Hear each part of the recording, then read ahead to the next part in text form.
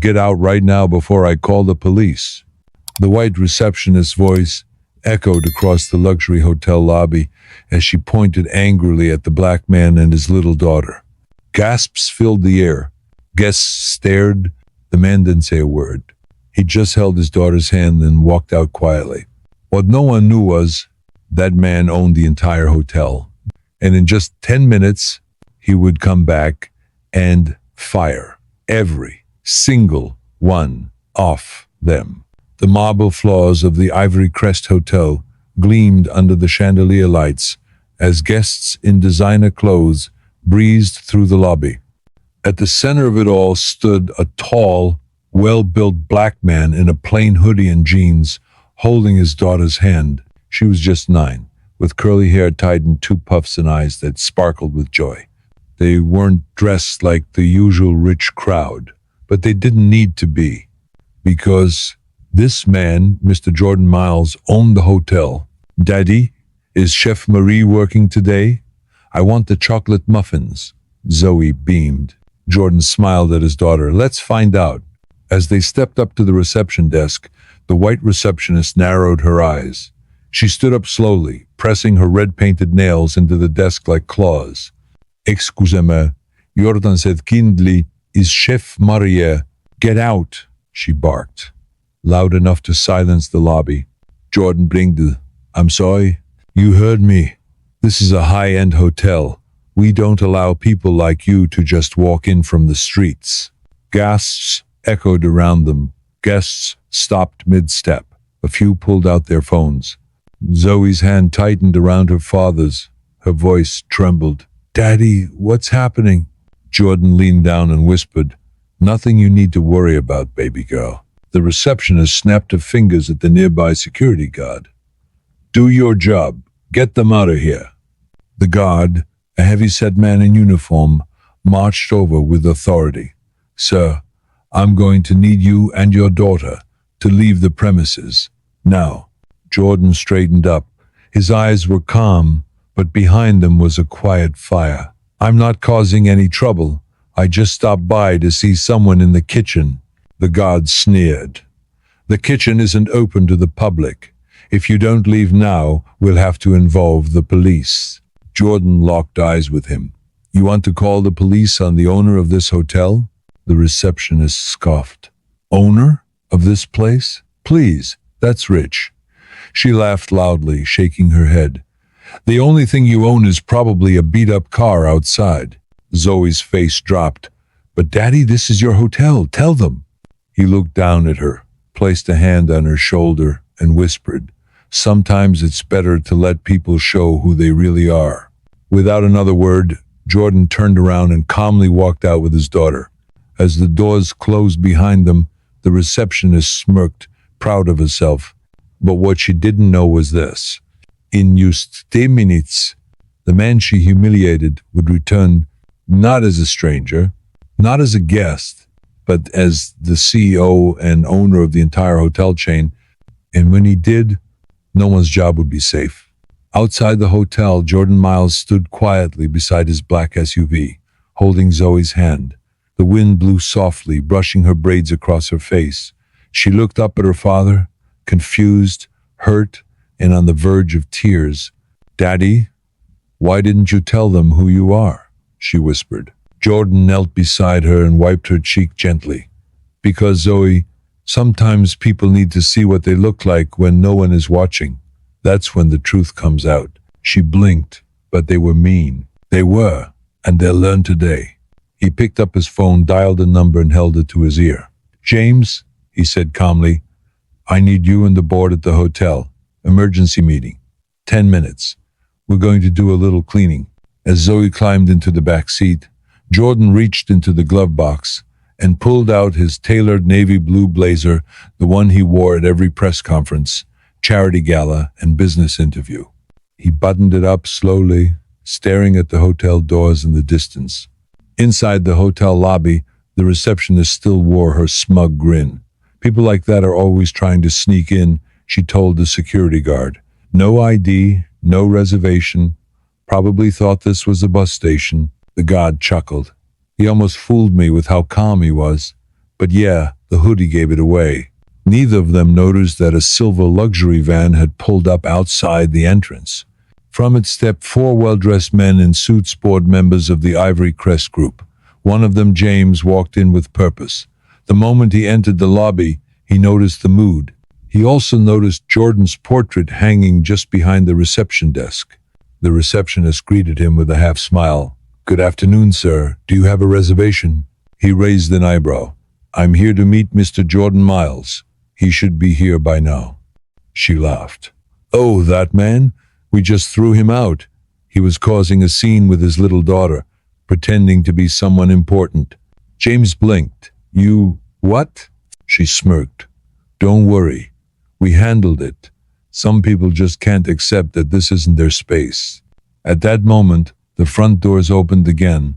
This time, Jordan stepped inside in full business mode, sharp suit, confident stride, presence undeniable. The receptionist's jaw dropped. Zoe followed behind him quietly, holding her school backpack and staring wide-eyed. James turned to her. "Sir, I didn't know." Jordan raised his hand. "Let them finish showing who they are." The receptionist stumbled over her words. "Yes, sir. I didn't realize it was you. If I had known." Jordan walked right past her and pointed at the large portrait on the wall behind her desk. "Does that face look familiar to you?" he asked coldly. The guard backed away slowly. Guests who had witnessed the earlier scene began to murmur. Phones were recording now. Jordan turned to his assistant. "Clear the lobby. Call HR. We're doing immediate terminations." Then he turned to Zoe and said loud enough for all to hear, "Baby girl, you ready to watch Daddy fire some racists?" The lobby of Ivory Crest Hotel had never been this quiet. The receptionist's face turned pale as Jordan Myles stepped behind the front desk and stared at her with calm, piercing eyes. The large portrait of him, the man she had thrown out minutes ago, loomed right behind her head like a silent witness. Cameras were out. Phones were recording. Staff stood frozen. Guests whispered and stared, unable to believe what they were seeing. Zoe sat quietly in a plush lobby chair, watching her father with admiration, like a princess watching her king reclaim his throne. "Do you know who I am now?" Jordan asked the receptionist, without raising his voice. She stuttered, clinging to the edge of the counter. "Yes, sir, Mr. Myles. I didn't know. You weren't in uniform. You didn't. You don't treat people with basic respect only when they wear expensive suits," Jordan interrupted. "You treat them with respect because they're human." The security guard stepped forward. "Sir, I just followed protocol. I was only doing my job." Jordan turned to him slowly. "Your job is to protect the hotel, not embarrass the owner in front of his child." The guard shifted nervously. "I didn't know she was your daughter." "That shouldn't matter." At that moment, James, the board member, cleared his throat and handed Jordan a folder. "R has all the records ready," James said. "The cameras caught everything. The names, the words, every guest's complaint. It's all here." Jordan took the folder and handed it to the assistant. Then he pointed at the receptionist. "You're fired." She gasped. "But please, I need this job." "You should have thought of that before shouting at a 9-year-old child. My daughter cried in the car because of you." She tried to plead again, but different security this time, had already arrived to escort her out. Next was the original security guard. "You too," Jordan said. "You had a chance to be fair. You chose to humiliate a man in front of his child. You're done here." The man tried to argue, but no one listened. The guests in the lobby clapped quietly. Some even stood to applaud. One older black guest wiped a tear from his eye. "About time someone stood up to this nonsense," he whispered. As the two former staff were escorted out, Jordan walked over to Zoe, knelt beside her and smiled. "I told you, baby. Storms don't last forever." She giggled and hugged him tightly. But Jordan wasn't done yet. He stood up and faced the rest of the staff. "Let today be a lesson. My hotels stand for equality. I didn't build this empire so people could come here and be treated like dirt. I built it to create space for everyone, especially the ones who've been told they don't belong." Then he turned to James. Set up a staff meeting, mandatory. We're going to retrain this entire building from the ground up. James nodded right away. And as Jordan walked toward the elevator with his daughter's hand in his, the hotel watched silently, not just out of fear, but out of respect. Because Justice had finally walked through the door and it was wearing sneakers. Upstairs, the top floor of the Ivory Crest Hotel was quiet, filled with glass walls, fine wood panels, and portraits of success. At the center sat the grand boardroom, a space where million-dollar decisions were made. Today, however, that room would witness something deeper than money. It would witness truth. Jordan sat at the head of the table. Zoe sat beside him, swinging her legs, her school bag on her lap. Around them were executives and directors, most of whom had never seen Jordan this serious. Let's talk about what just happened downstairs, Jordan began, eyes sharp. Because that was not just disrespect. That was racism. In my hotel. The room stayed silent. No one should ever be judged by the color of their skin, the way they dress, or whether they're walking in with a child instead of a briefcase, he continued. But today, my daughter saw her father humiliated. Not by enemies, not by strangers, but by people I hired and trusted. James cleared his throat. Mr. Myles, on behalf of the board, we apologize deeply. What happened was unacceptable. We're ready to take action. Jordan leaned forward. Apologies won't change the fact that my daughter now knows what hate looks like up close. I want action, real change, and I want it now. One of the female board members nodded slowly. What do you suggest? Jordan stood and walked to the glass window that overlooked the city. He paused, letting the silence stretch. Then he spoke without turning. I want sensitivity training across all branches. Immediate, not next month. Now. And I want leadership to start it, no passing the blame to frontline staff. Another director raised his hand nervously. We could issue a public statement to protect the hotel's reputation. Jordan turned. His voice was ice cold. This isn't about protecting reputation. This is about protecting people. If my daughter had been any other black child, if I weren't the CEO, what would have happened to us? Zoe whispered, Would they have arrested you, Daddy? Jordan looked down, his heart shattering at her words. Maybe, baby. That's the sad truth. The room shifted uncomfortably. I didn't build this hotel chain just to make money, Jordan continued. I built it to create places where families like mine feel safe, where people don't have to prove they belong. That dream dies if we don't fix this. There was a pause. Then James stood. We'll do everything you've asked, and more. Jordan nodded slowly, but his heart still ached. He turned to Zoe and smiled. We're going to make it better, okay? She looked up and whispered, Promise?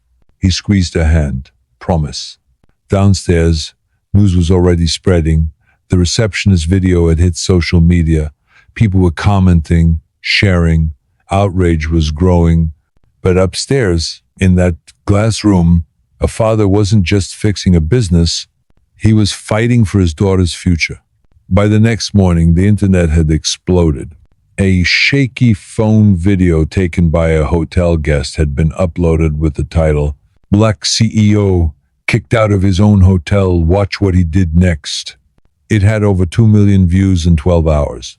Comments poured in from all over the world. This is what racism looks like in 2025. The way that man handled the situation? Pure class. Protect that little girl at all costs. He didn't just fire them. He taught the world a lesson. Zoe sat on the living room couch the next morning, her tablet in her hands, eyes wide. Daddy, she called out. We're on the internet. Jordan walked in, coffee in hand, dressed casually again. He sat beside her and took the tablet. He saw the video, the shouting, her frightened face, his own calm voice, and then the applause. It's everywhere, she whispered. Jordan nodded. I know. Just then, his phone rang. It was his assistant. Sir, she said breathlessly, you might want to check your inbox. CNN wants an interview. So does Good Morning America. They all want to hear your side of the story. He sighed. This isn't about me becoming famous. I know, she replied. But they're saying what you did is inspiring people, especially black fathers. He looked at Zoe. Tell them I'll think about it. After the call, Zoe looked at her dad curiously. Do you feel better now? Jordan looked out the window. A little. But you know what would feel even better? What? If people like that receptionist didn't have power to hurt people in the first place. Zoe rested her head on his arm. Will it happen again? Jordan didn't answer right away. Maybe. But now the world is watching, and they know we won't be quiet. Suddenly, his phone buzzed again. A new notification. The company's stock had gone up overnight. Investors were applauding his leadership, calling it bold, ethical, and modern. Journalists called him a corporate hero, but Jordan didn't care about any of that. What mattered most was Zoe. Her safety, her future, her belief that her skin color would never be a weapon used against her. He opened his email and began typing a message to all hotel staff worldwide. As the owner of Ivory Crest Hotels, I want to be clear. There is zero tolerance for racism or discrimination in any form. If you don't believe in dignity, kindness, and justice, this is not the place for you. If you've ever made a guest feel like they didn't belong because of how they looked, then you're part of the problem. Change starts now. Jordan Myles, CEO, he hit send, and at that very moment, thousands of hotel employees across the country got the message. Because this wasn't just about one hotel. This was a movement. By noon, the news had crossed oceans. Major networks were covering the story. Hashtags like Black CEO and Justice 8 Ivory Crest were trending. Protesters had gathered peacefully outside the Ivory Crest Hotel in Los Angeles, New York, Atlanta, even as far as London and Cape Town. They weren't angry, they were proud, inspired, holding up signs that read, "Respect isn't optional. His hotel, his rules. We stand with Jordan." Inside the hotel, the mood had completely changed. Staff whispered in the halls. Some stared at the TV screens mounted on the lobby walls, watching their CEO speak during a live interview on national television. Jordan sat in a sleek chair, the newsroom lights on him. But his face wasn't proud. It was tired, honest, determined. "I wasn't trying to make headlines," he said to the reporter. "I was just being a father, a black father in a world that still assumes we don't belong in places we build." The reporter nodded slowly. "What message do you want people to take from this?" Jordan looked into the camera. Never be silent. When someone disrespects your dignity, your child, your identity, speak, act, but do it with honor. The louder our dignity, the quieter their hate becomes. Back at home, Zoe was watching with her grandma. She smiled as her dad spoke, eyes shining. "That's my daddy," she said proudly. Her grandma squeezed her hand. "And what a man he's becoming." Meanwhile, inside the hotel, changes had already begun. Staff who once looked away were now standing tall. Housekeepers, doormen, and junior receptionists, mostly black and Latino workers, felt a new sense of power. A new rule was being enforced. Kindness first. Disrespect meant immediate termination. No excuses. The hotel management team had to undergo emergency training that same week. Jordan personally reviewed the material. "You don't work for me," he told them. "You work for every guest who walks through that door and deserves respect." One staff member raised his hand. "Sir, what happens if someone complains that we're being too focused on race now?" Jordan didn't flinch. "You can't be too focused on what's been ignored for centuries. This isn't about race. It's about justice. And we don't whisper justice, we shout it." That evening, Zoe drew a picture at the dining table. It showed a hotel, her dad in a cape, and a little girl with her arms raised. At the top, she wrote in bright colors, "My daddy kicked out racism." He picked it up, stared at it for a long time, and quietly placed it on the wall in his office. Because no award, no headline, no stock market rise could ever mean more than those 5 words. Later that night, after Zoe had gone to bed, Jordan sat alone in his study. the city lights glowing beyond the tall windows. His phone buzzed nonstop news updates, interview requests, and congratulatory messages from CEOs, celebrities, and even politicians, but he wasn't focused on any of that.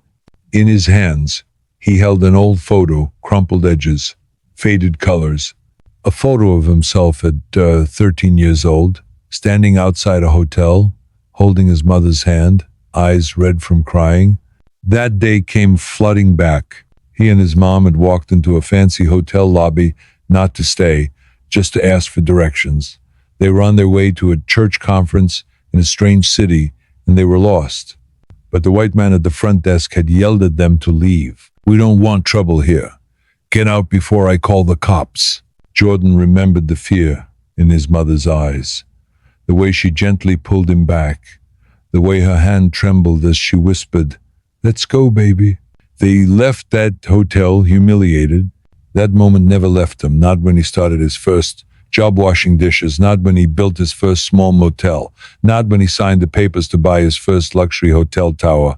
That moment became the fire that fueled him. Now, years later, he had built something so powerful, and yet the same hate still found a way in. His assistant messaged again. Another staff member at a different branch was reported for mistreating black guests. "What should we do?" Jordan responded without hesitation. "Suspend immediately. Investigate. No more chances. We're cleaning house everywhere." He then opened his laptop and started typing a letter, not to the media, not to investors, but to his staff. "To every employee at Ivory Crest Hotels, I know many of you come from different walks of life. I know some of you never meant harm, but silence is no longer an option. Racism doesn't always wear a uniform. Sometimes it hides behind polite smiles or fake rules.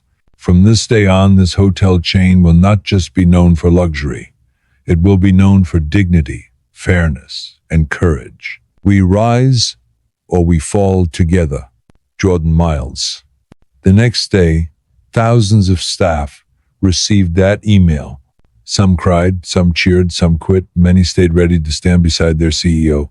But back in the quiet of his home, Jordan stood at Zoe's bedroom door, watching her sleep peacefully.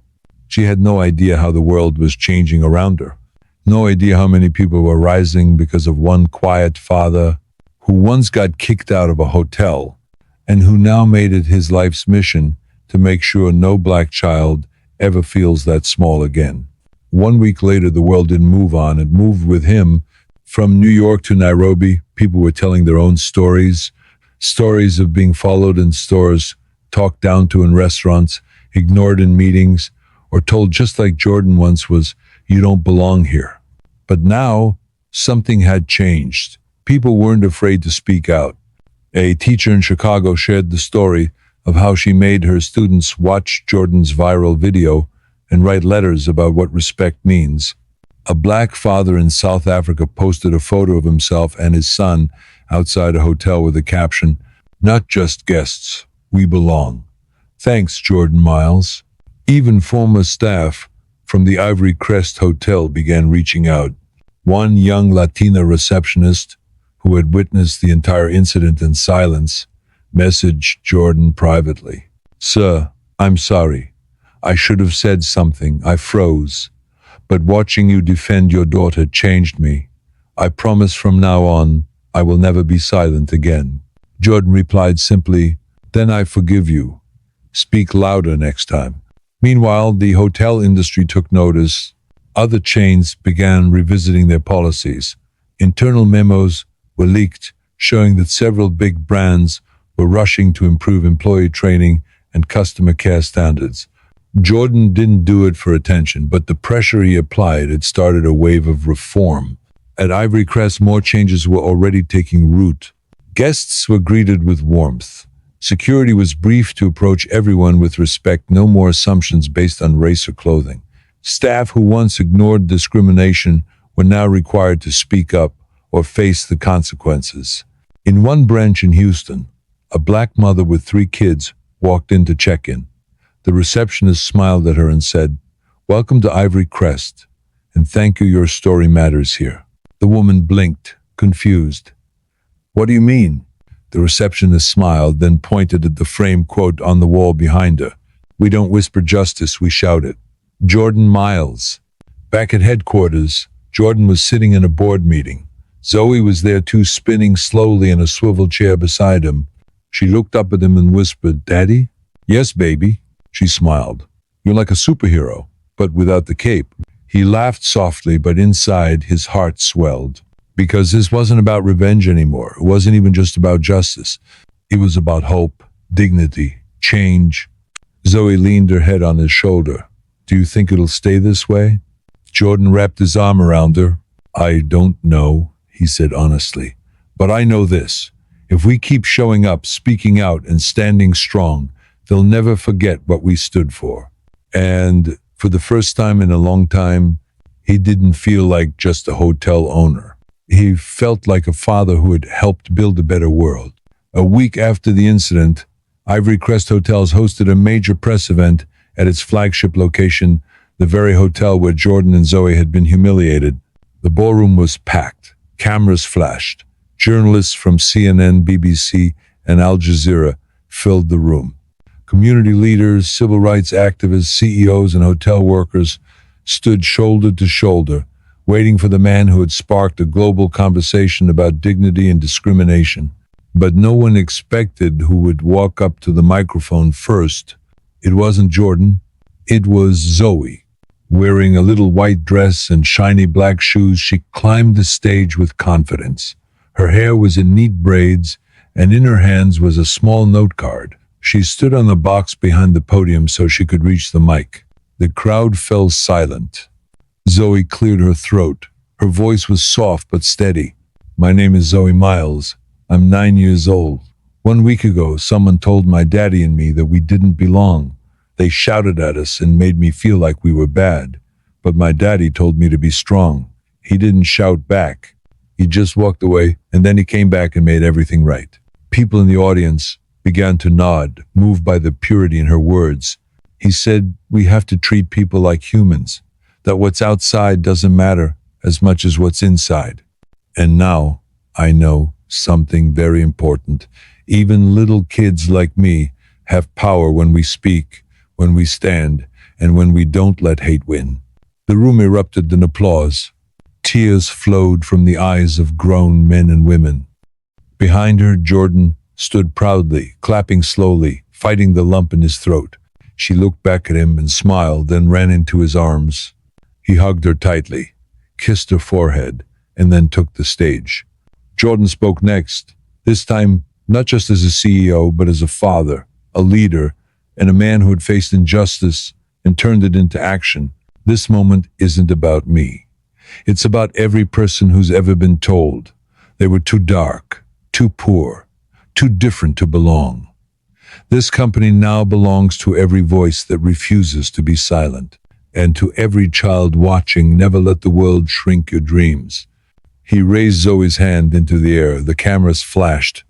A photo that would go viral within hours. Later that day, Jordan and Zoe returned to the same front desk where they'd been kicked out. But this time, staff stood in a line, each one bowing respectfully, not out of fear but out of admiration. The same receptionist's desk was now occupied by a warm, kind black woman who smiled and handed Zoe a chocolate muffin. Zoe gasped, "Chef Marie's muffins." The woman winked, "With extra chocolate just for you." Jordan kniet beside her. "See, baby girl, you didn't just change this hotel, you changed the world." And as they walked toward the elevators hand in hand, the hotel lobby didn't just see a CEO anymore. They saw a legacy. Months later, the Ivory Crest Hotel chain had become more than just a name, it had become a movement. Every hotel now displayed a plaque near its front entrance.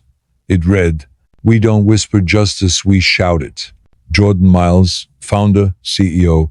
Tourists took pictures with it. Black families walked in with their heads held high. Employees of all races wore new name tags that read, "Respect is our language." Jordan sat in his corner office one quiet morning, sipping tea and reviewing emails. Most were good new bookings, thank you notes, and updates on charitable programs launched in Zoe's name. But one email stood out. A former guest, the black man in his 60s, had written, "Mr. Myles, I came to your hotel last week. I was nervous because I've been followed in too many lobbies in my life. But when I walked in, someone smiled at me like I belonged. I didn't cry then, but I'm crying now. Thank you." Jordan leaned back, tears brimming in his eyes. The door opened quietly. Zoe stepped in, older now, nearly 10, a little taller, a little wiser. "Hey, Daddy," she said. "Hey, boss," he replied with a grin. She walked over to the giant photo on the wall, the one from that unforgettable day, her standing at the mic, her hand in his. "Do you think they remember?" she asked softly. "Who?" "The people who shouted at us." Jordan paused, then said, "Maybe, maybe not. But the world remembers what we did about it." Zoe smiled. "I think we made the world a little kinder." He nodded. "We did." She walked over to the window, looking down at the people entering the hotel below, families, couples, business travelers, all treated equally, all welcomed without judgment. "What if someone else gets treated wrong again?" she asked. Jordan stood beside her. "Then they'll know they're not alone, and they'll know they have a voice." He gently squeezed her shoulder. "We didn't just fight for us, we fought for everyone." As the sun poured through the window, father and daughter stood together, symbols of courage, dignity, and hope. Because in a world where hate still tried to exist, one family stood firm, one hotel stood up, and one little girl reminded the world that silence is never the answer. Thank you for watching this powerful story. If it moved you, please like the video, comment below where you're watching from, and don't forget to subscribe to our channel for more inspiring stories like this one.